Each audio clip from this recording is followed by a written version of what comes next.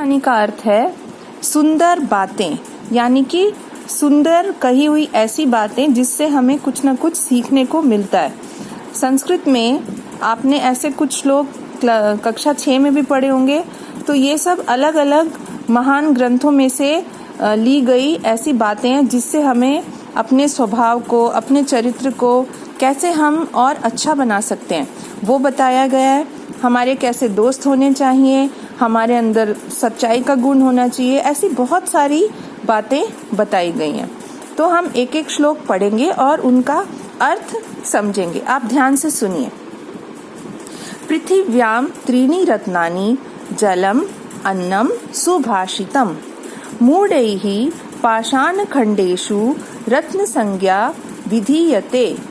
इस श्लोक में ये बताया गया है कि इस पृथ्वी पर, पृथ्वी यानी कि धरती, इस धरती पर 3 रत्न होते हैं। 3 रत्न का अर्थ है जेम्स, बहुत बहुमूल्य हीरे जवाहरात जैसी 3 चीजें होती हैं। क्या क्या होती हैं? जल यानी कि पानी, अन्न, यहाँ पे 2 शब्द आपस में मिले हुए हैं। जल मतलब जलम प्लस अन्नम, ठीक है, जलम और अन्नम। तो जलम का अर्थ होता है पानी, अन्नम यानी अनाज, भोजन, और अच्छी बातें, सुभाषितम, अच्छी बातें। इस पृथ्वी पर 3 रत्न होते हैं, जल, भोजन और अच्छी बातें। लेकिन मूढ़ैः, मूर्ख व्यक्तियों के द्वारा, मूढ़ यानी कि मूर्ख, मूर्ख व्यक्तियों के द्वारा पाषाण खंडेषु, पत्थर के टुकड़ों में, पत्थर के टुकड़ों को रत्न संज्ञा विधीयते, रत्नों का नाम दिया जाता है। मतलब ये है कि इस संसार में सबसे बेसिक रिक्वायरमेंट किस चीज़ की होती है, मतलब जिसके बिना मनुष्य का जीवन ही असंभव है, मतलब हम जी नहीं सकते। कौन सी चीज़ें हैं? एक तो जल, जल के बिना हम जी नहीं सकते, भोजन खाए बिना हम रह नहीं सकते, अच्छी बातों के बिना जीना मतलब मरने के समान है। लेकिन जो मूर्ख होते हैं वो क्या समझते हैं? पत्थर के टुकड़े, यानी सोचते हैं कि हमारे पास हीरे हों, जवाहरात हों, बहुत सारा पैसा हो, बस यही जीवन है और कुछ जीवन नहीं है। लेकिन ऐसा तो सच नहीं है। अभी आप देख रहे हो कैसी सिचुएशन है, कुछ भी हो जाए, ये जो पत्थर के टुकड़े हैं किसी की कोई मदद नहीं करते। अगर हमारे पास, सोच लो आप किसी रेतीले जगह पर जा रहे हो, एक डेजर्ट पे जा रहे हो, ठीक है, वहाँ पे आपको पानी चाहिए, तो पानी आपकी ज़रूरत है ना। उस समय आपको कोई कहे भी पानी नहीं, तुम ये रख लो हीरा, तो क्या उसका कोई फ़ायदा हो सकता है हमारे लिए? बिल्कुल भी नहीं हो सकता। तो इसीलिए उस चीज़ का महत्व कुछ नहीं होता उस समय। ये जो पत्थर का टुकड़ा हीरा, हमें तो भाई जल ही चाहिए। ऐसे आपको बहुत भूख लग रही है तो आपको कोई सिर्फ कहे ये लो पैसे रख लो, तो आपका पेट थोड़ी भर जाएगा, आपको तो भोजन चाहिए। तो भोजन उस समय आवश्यक होता है, और अच्छी बातों के बिना तो मनुष्य रह ही नहीं सकता। आजकल की दुनिया में हम देखते हैं लोग अच्छी बातें करने वाले बहुत कम हैं।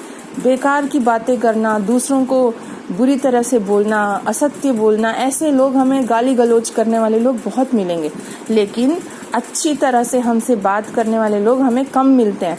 और जब हम ऐसे लोगों को देखते हैं, सुनते हैं, तो हमें बहुत अच्छा लगता है। तो इसका मतलब उसी चीज़ का महत्व बहुत अधिक है, अच्छी बातों का। तो इसीलिए संसार में इन तीनों चीज़ों का होना बहुत आवश्यक है, ठीक है। अब दूसरा श्लोक। सत्येन धार्यते पृथ्वी, सत्येन तपते रविः, सत्येन वाति वायुश्च, सर्वं सत्ये प्रतिष्ठितम। अच्छा, अब इसमें सत्य का महत्व बताया गया कि सत्य का क्या महत्व है। जो सत्य है उसी से ये पृथ्वी धारण की जाती है। सत्य के द्वारा ही रवि, सूर्य तपता है, चमकता है। सत्येन वाति वायुश्च, हवा भी सत्य से ही चलती है। सर्वम सत्ये प्रतिष्ठितम, सब कुछ सत्य पर ही टिका हुआ है। यानी आप देखो, ये बेसिक एक डिसिप्लिन वाली बात बताई जा रही है कि पृथ्वी कैसे टिकी है, सच्चाई पर टिकी है। और वाकई में मतलब आप देखो, कोई झूठ से तो पृथ्वी टिक नहीं सकती। हम कुछ भी बोलें, पृथ्वी तो वहीं अपने स्थान पर है, घूमती है, जो भी है वो सच्चाई है। तो वैसे ही सत्य पर टिकी है पृथ्वी।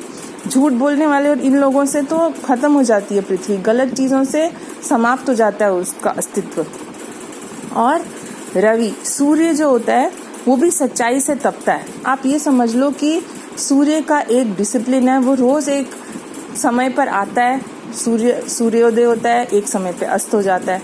तो ये भी एक सच्चाई है। ऐसा नहीं है कि वो अपनी मर्जी से किसी भी समय आ रहा है, किसी भी समय जा रहा है। एक डिसिप्लिन वाली बात होती है। डिसिप्लिन मतलब सच्चाई से जीना। सत्येन वाति वायुश्च, हवा भी सच्चाई से ही चलती है। सर्वम सत्ये प्रतिष्ठितम, सब कुछ सत्य पर ही टिका है। मतलब ये एग्जाम्पल पृथ्वी, सूर्य और हवा का दिया गया है कि सब कुछ सत्य पर ही टिका है। Everything is dependent on discipline in life. उससे बढ़कर कुछ भी नहीं है। अगर डिसिप्लिन है, मतलब समय पर सब कुछ आप करते हैं, तो आप एक जरूर सफल मनुष्य, सक्सेसफुल मनुष्य बनेंगे। ये इसका टेक अवे है इस श्लोक का। ठीक है, अब तीसरा श्लोक। दाने तपसी शौर्ये च विज्ञाने विनये नये विस्मयो न ही कर्तव्यो बहुरत्ना वसुंधरा। इसमें ये बताया गया है कि इस वसुंधरा का अर्थ होता है पृथ्वी। पृथ्वी की सारी बातें बताई गई हैं। पृथ्वी, ये वसुंधरा भी पृथ्वी को बोलते हैं कि क्या क्या है इस पृथ्वी पर। दान में, तपस्या में, शौर्य यानी कि करेज में, विज्ञान में, नई नई बातों को सीखने में, विनय में, विनम्रता में, अच्छे स्वभाव में, उसकी तरफ ले जाने में हमें आश्चर्य नहीं करना चाहिए। यानी हमें इन सब चीज़ों में 1, 2, 3, 4, 5 इन चीज़ों में कभी भी आश्चर्य नहीं करना चाहिए। क्यों नहीं करना चाहिए? कैसे नहीं करना चाहिए? दान देने में, दान देना यानी दूसरों की मदद करना, सच्चे मन से किसी को कुछ देना, इस चीज़ में कभी हमें संकोच नहीं करना चाहिए। गरीब लोगों की, ज़रूरतमंद लोगों की मदद करनी चाहिए। तपस्या में, तपस्या का अर्थ ये नहीं होता कि कोई तपस्वी ऋषि मुनि के जैसे बैठ जाए एक जगह पे और जाप करता रहे, नहीं, उसको नहीं कहते तपस्या। तपस्या होती है कि हम अपने काम में, अपने कार्य में डेडिकेशन और फोकस के साथ रहें, बिल्कुल दिल लगाकर काम करें, वो होती है तपस्या। शौर्य यानी कि करेज। पहले ज़माने में, राजाओं के ज़माने में युद्ध लड़ने जाते थे वीर लोग, वहाँ जाके अपना शौर्य, करेज दे यूज्ड टू शो।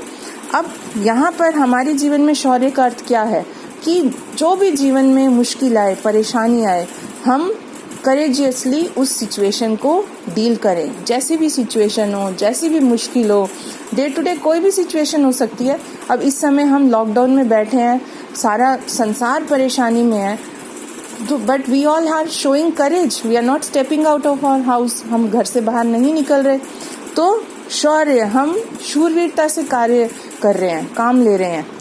उसके अलावा विज्ञान में, विज्ञान का अर्थ केवल, वैसे साइंस को विज्ञान बोलते हैं, लेकिन आप इस वर्ड को तोड़ेंगे तो बनेगा विज्ञान, विशिष्ट ज्ञान। कोई भी विशेष ज्ञान, स्पेशलाइज्ड नॉलेज प्राप्त करने में, whenever we want to learn something specialised, new, उस समय। और विनय नए, विनय मतलब अच्छा स्वभाव, विनम्रता से भरा हुआ स्वभाव, उसको प्राप्त करने में विस्मयो न ही कर्तव्यो, हमें कोई आश्चर्य नहीं करना चाहिए, क्योंकि बहुरत्ना वसुंधरा, ये पृथ्वी बहुत सारे रत्नों से भरी हुई है। यानी इन चीज़ों को आप डिग आउट करोगे अपने अंदर, तो हमें इस पृथ्वी पर बहुत नई नई सफलताएं प्राप्त होंगी। वही हमारे लिए रत्न है। जैसे इसमें बताया गया पहले श्लोक में, रत्न वो नहीं है। रत्न आप जैसे ज्योग्राफी में पढ़ते हो कि you keep digging the place and you'll get something out of their. तो ऐसे एक किसान की भी पुरानी एक स्टोरी आप लोगों ने पढ़ी होगी। वो अपने पुत्रों को कहता है कि तुम खेत को ना खोदते रहो, तुम्हें कुछ मिलेगा। वो क्या था, मतलब खेत को खोदा, उन बच्चों ने मेहनत की और उनको ज़मीन मिली अच्छी, वहाँ पे फसल उगाई। तो उसी तरह से अपने अंदर आप खोजो, ये चीज़ें सब कुछ हमारे अंदर है, और ये हम पृथ्वी पे रहने वाले, इसको हम प्राप्त कर सकते हैं, इन सब रत्नों को, सफलता रूपी रत्न को, अगर हम ये सारी चीज़ें अपने अंदर तलाशें, खोजें। ठीक है।